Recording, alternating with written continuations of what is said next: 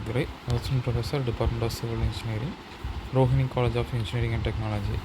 Today we have seen about the subject name is OFD 355, Food Safety and Quality Regulations.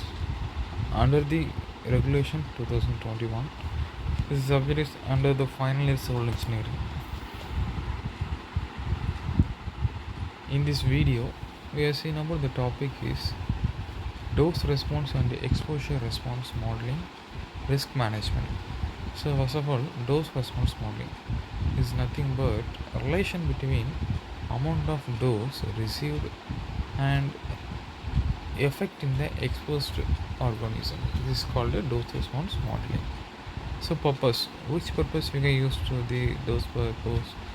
First one is the objective. So severity of health effects changes with varying levels of exposure. Then application used in toxicology, then epidemiology and risk assessment to estimate the likelihood. Then types of dose response relation. The first one is linear response and second one is non-linear response. So linear response means increasing linearly. Non-linear response is changes at different rate with increasing dose.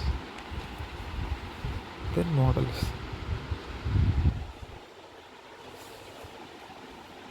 So probabilistic model, then mechanistic model. So estimate the probability of a adverse response based on exposure and response data. Mechanistic is nothing but biological mechanism to predict response based on biological or physiological.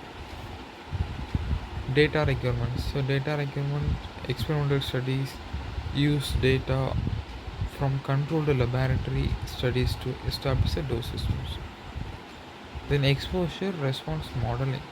So exposure response modeling focuses on relationship between exposure levels and health outcomes.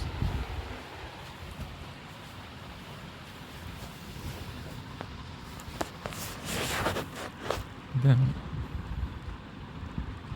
same as purpose, exposure in influence risk of adverse, then application is same as used in environmental health, occupational health and epidemiology. Then types of models. So we have the deterministic model, stochastic model. So deterministic means assuming a constant relationship. Then stochastic models means uncertainty in exposure level. Then data sets. So data sources, exposure assessment and health outcome data. Quantify levels of exposure through environmental monitoring. Then health outcome data means collect the epidemiological data and health outcomes.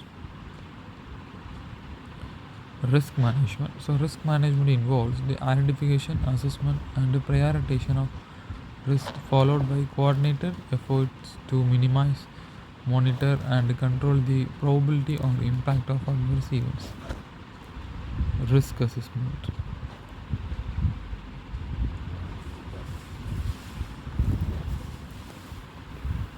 So identification of hazard, then exposure assessment, then risk characterization, then risk communication, stakeholder engagement, transparency, risk mitigation, control measures. So stakeholder engagement means engage stakeholder in communicate risk, uncertainties and risk management.